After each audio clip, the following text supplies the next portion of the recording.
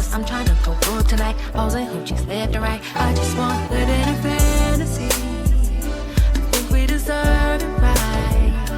Top of the memories I've ever made in my life. Permanent ecstasy. The ladies is pimps tonight. Living inside a dream. Let's stay where the love is like. I put that on my mama, on my hood. I look fly, I look good. You can't touch my back, but you could. I look fly, I look too good. Put that on my mama, on my hood. I look fly, I look good. You can't touch my back, but you could. I look fly, I look too good.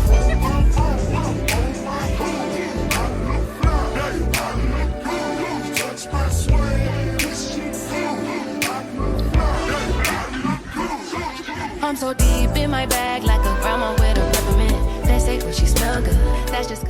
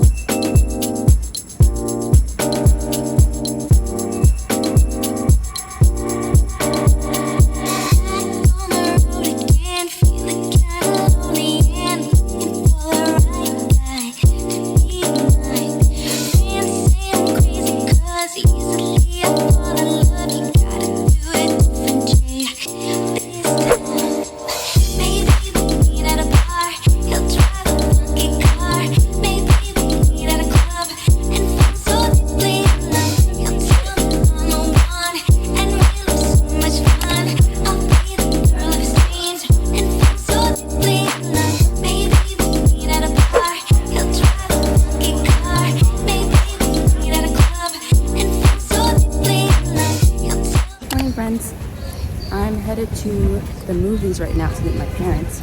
We're gonna go watch the Bob Marley, was it One Love? One Love movie together, and I'm actually really excited. I'm actually not even sure if you can hear me right now, but I'm going to the movies. I'm at the theaters right now waiting for my parents to come meet me because we're gonna watch Bob Marley's One Love together, and I'm really excited. So I see her right now. Where's my dad? Taking the stairs. Okay, it's gonna be fun.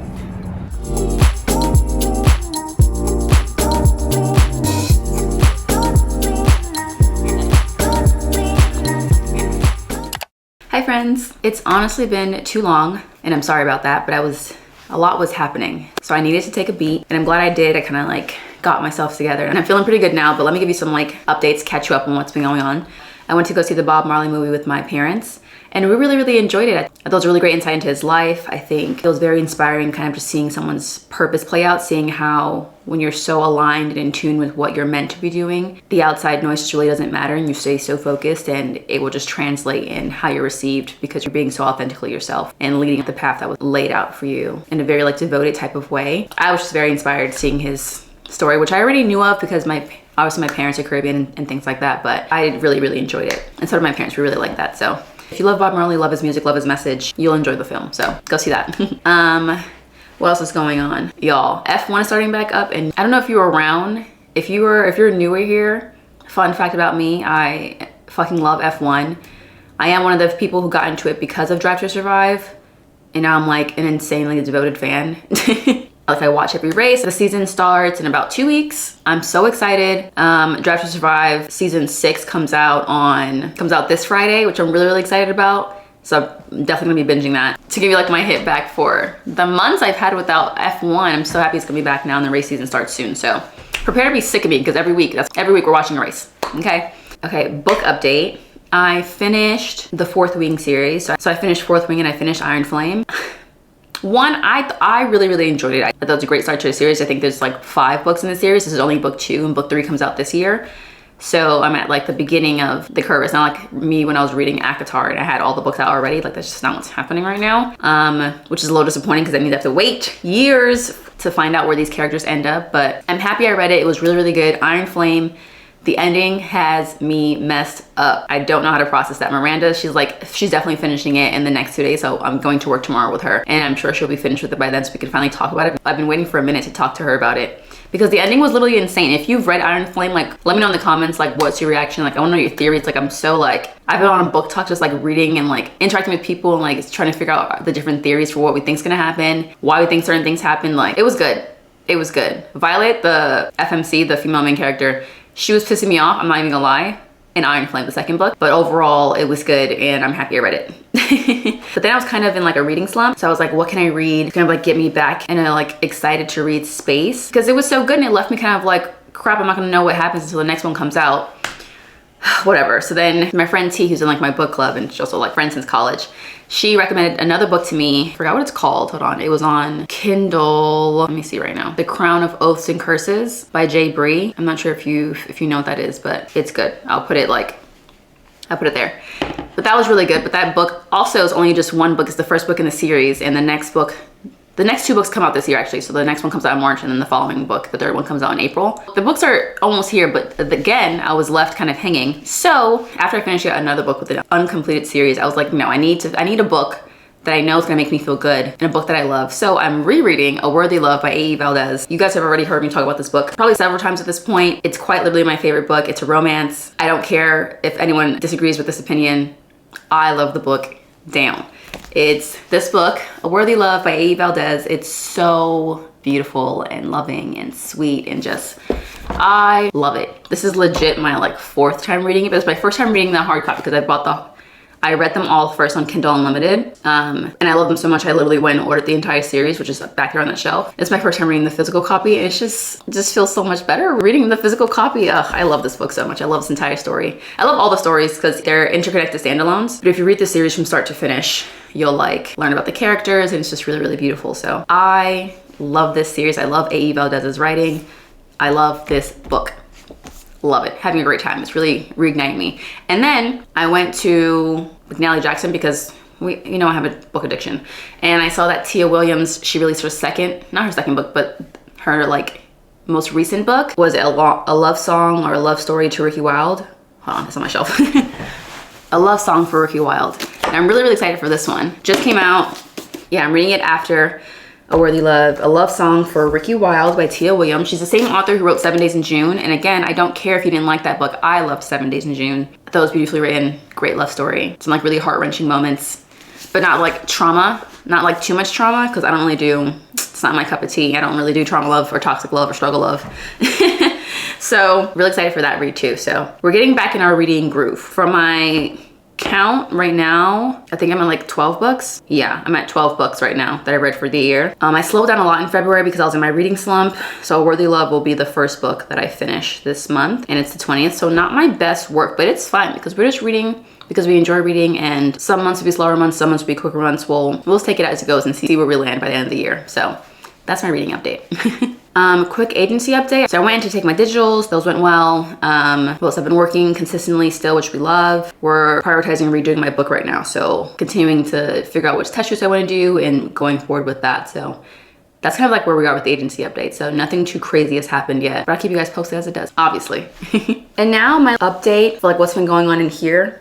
Over the last couple weeks, I've kind of been coming to terms with the fact that I am actually very sensitive. Not in the way where like I cry every second or someone's opinion can really affect me, but more in the way that when I feel something, I feel it really deeply and it impacts me and really affects me deeply. And I think because I spent so many years not knowing how to address or express or articulate my emotions, and honestly not even knowing how to properly and healthily feel my emotions, I didn't think I was sensitive, but over, I would say like the last year or so and over these last few months, it's become like very clear that I am very sensitive, and it made me think back to when I was a kid. My older sister, she used to tell me that I used to be such a crybaby. Like I was so sensitive, like every small thing would like upset me, and I'm like, what? Like, cause I literally like blocked out so much of like that part of myself for so long because, trauma response. But I really didn't remember being that sensitive, but over time, like those memories started to come back, and I can remember myself crying over like being left out, the older cousins and like siblings not wanting to hang on me because I was a younger one, little things like that, like would really, really bother and like hurt me. And I got to a point where I was like, I guess I'll just be my own company. So I got really comfortable being by myself, and I am very comfortable being by myself. And for that, I am very grateful because I can be alone in my own space, my own energy, and I really do thrive in that type of space and area. But I didn't realize that stemmed from me being so hurt and being so sensitive and like that not being held space for And so I adapted and like created my own space for that within myself, for myself. You know what I mean? So I've just been like coming to terms with the fact that I am a sensitive person, and that's completely okay. It doesn't make me weak at all. I feel like it makes me a lot stronger that I'm able to feel my emotions, really understand like what it is I'm feeling, where it is in my body that I'm feeling it, really breathing through it, and just trusting that like I'm going to be okay as I feel through these emotions. So that's just been like a really like powerful realization for me. And it made me think about how people in my life have like reacted to like that type of sensitivity. And honestly, I think because I've had this mask of not feeling things or not being bothered by things and not being as sensitive for so long, you know, people do tend to overlook my emotions and or even my ability to feel them because I've had that mask for so long. But I feel like I've been juggling between two things. Like on one end, I think people overlook them, one, because they genuinely are oblivious, because not in the most recent years, but I haven't always been the most forthcoming and like open with my emotions and what I'm feeling. But on the flip side, I think a lot of people become comfortable with the fact that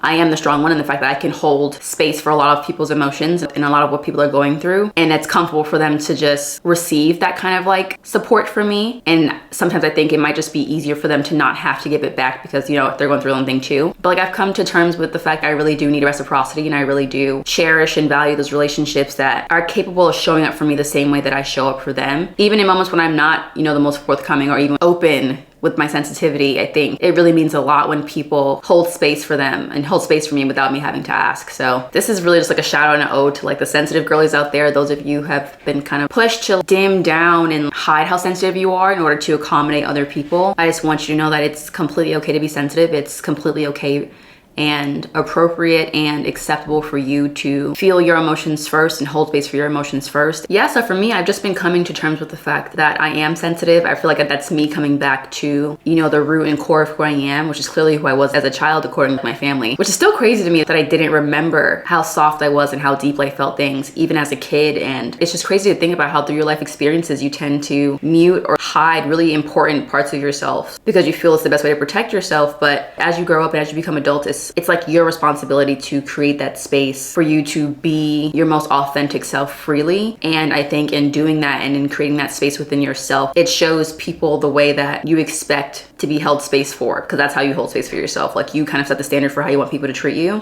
and how you want people to show up for you, and just feel like you have to do that for yourself first. And then those around you, like your loved ones, like they'll know the standard because that's the standard you hold for yourself, you know? So I don't know, it's just been really eye-opening and enlightening for me to come to terms with the fact that I'm a sensitive girly. I'm soft and I'm sensitive. I feel deeply, and I think that does make me strong. And for that, I'm really, really grateful. So if you've ever been made to feel that you being sensitive is a negative or it's a problem, it's really not. You just might not be around the right people to hold space for you. But if you focus on holding space for yourself first, those people will come in. Like I completely believe and trust that. So yeah, that's my little update on where I've been in here. Quick sum up, we're sensitive and we love it. That's the gist. But right now, I have a day off today. So it's noon. I'm gonna get ready. Well, I'm dressed already. I just want to talk to you guys for a little bit because I missed you. But I'm gonna pack my bag really quickly and I'm gonna go to Barnes & Noble's. I'm not buying a book, I think. I'm going to Barnes & Noble's because I want to do some writing today. I've been writing every day this week so far, which I'm very proud of. So today I just kind of want a different change of environment. So I'm gonna go to Barnes & Noble's and do some writing there. And then I'll probably go grab some food for dinner by myself, like a little solo vibe. So it'll be a cute day. Sun's out. It's freezing outside, but the sun is out, so we're grateful for that. And we're just gonna go and tap into my creativity today. The juices feel like they're flowing right now, so I wanna lean into that momentum. So that's what we're doing today. So yeah, I'm gonna take you with me. Okay, I love y'all. Let's go.